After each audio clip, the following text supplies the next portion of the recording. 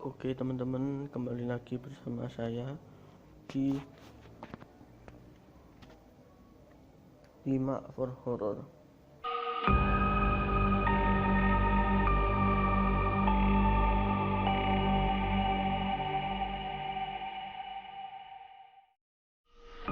Sebelum rumah ini kita tempati, terlebih dahulu rumah ini ditempati seorang Tionghoa yang mempunyai anak tunggal, sebut aja namanya Jingmi.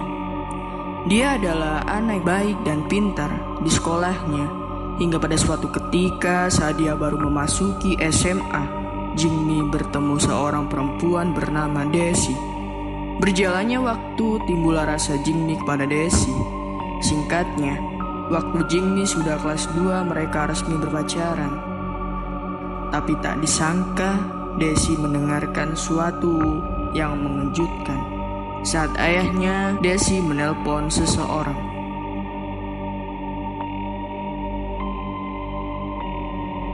Sambil memegang foto keluarga Jingmi di tangan kirinya, Desi pun bertanya, "Pak, mengapa Bapak megang foto Jingmi dan berkata seperti itu?"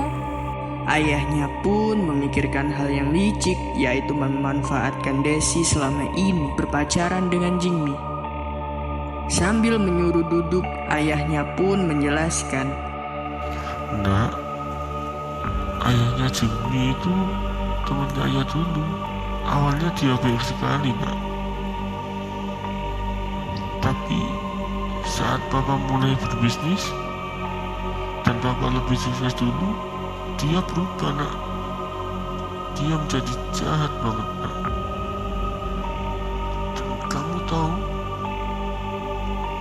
ibumu dibunuh sontak olehnya, Desi nak. pun kaget dan tak percaya dengan hal itu. "Gak mungkin, Pak.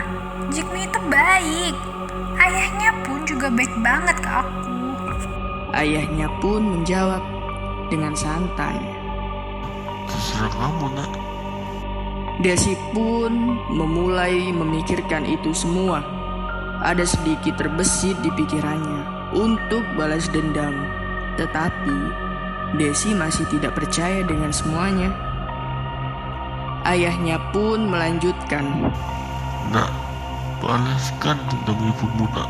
Desi menjawab dengan keraguan. "Tapi, Pak, Rupanya rasa cinta Desi sedikit tertutup oleh rasa dendam. Ayahnya pun berhasil menghasut Desi agar dia benci dan membalaskan dendam pada keluarga Jimmy. Suatu ketika, Desi berjalan dengan laki-laki lain mencoba melupakan Jingmi. Kemudian tidak disangka Desi bertemu dengan Jingmi. Sontak Jingmi merasa sangat marah karena dirinya merasa dikhianati. Anehnya lagi, Desi merasa ada seseorang yang mengikutinya. "Apa-apaan ini? Kamu selingkuh di belakang aku?" Katanya Jingmi dengan berat hati. Desi mengatakan, iya, memang kenapa? Aku tuh sedang gak cinta sama kamu." sambil menangis Desi yang saat itu juga. Perasaannya bercampur aduk antara dendam dan cintanya berkata seperti itu. "Asal kamu tahu ya, ibuku meninggal gara-gara ayahmu. Seharusnya kamu dan ayahmu tidak ada di dunia ini." Saat Jimmy ingin menjelaskan dia tak tahu apa-apa soal ini, si cowok yang bersama Desi pun mengajak Desi untuk pergi. Ketika sampai kamar rumahnya, Jimmy pun menangis sejadi-jadinya. Lalu datanglah ayahnya dan berkata, Apa sih? Jimmy yang sambil menangis bertanya. "Ya, apa benar ayah yang membunuh ibunya Desi?" Ayahnya pun berkata, Apa sih? sambil melihatkan foto keluarga Desi. Ayahnya pun terkaget. Ini kan kenapa jadi begini? Jimmy pun menjawab. "Jadi benar ayah yang membunuh." Ketika ayahnya ingin menjelaskan, Jingmi pun keburu mengusir ayahnya dari kamarnya dan mengunci pintu. Keesokan harinya, saat mau sekolah, Jingmi tidak bangun-bangun. Tidak sama sekali membuka pintu sampai akhirnya ayahnya menggedor pintu tersebut. harus dibuka secara paksa dan alangkah kagetnya ayah dan ibu Jingmi melihat anaknya tergantung kaku di kamarnya. Keesokan harinya, Jingmi pun dimakamkan dan Desi pun telah mendengarkan berita itu dan terkaget dan menangis sesungguhkan dan menyesal atas semuanya. Dan Desi pun masih cinta dengan Jingmi. Suatu ketika, Desi menegangkan diri di suatu taman. Dan tiba-tiba datanglah seorang seperti preman. Sudah, janganlah menangis.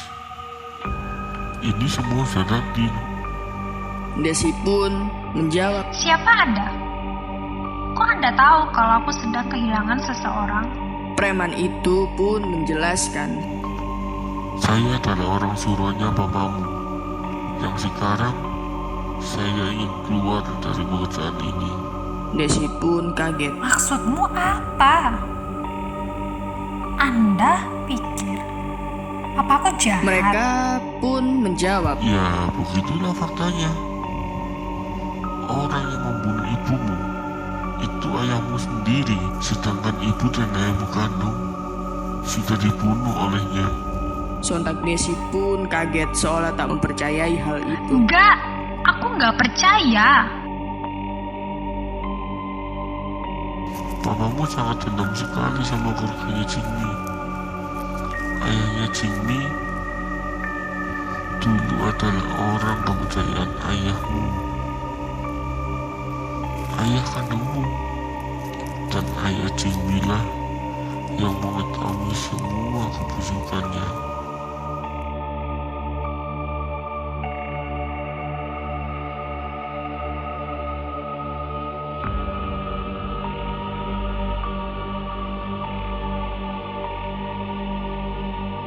Setelah mendengarkan hal itu, Desi langsung menuju ke makam Jingmi dan meminta maaf. Tak lama selang beberapa hari, Papa Desi pun ditangkap oleh pihak berwajib karena ayah Jingmi sudah melaporkan papanya Desi dengan bukti-bukti yang ada. Ayah Jingmi pun memutuskan untuk pindah rumah agar tak mengingat kejadian. Dan Desi pun menghilang sampai saat ini entah kemana.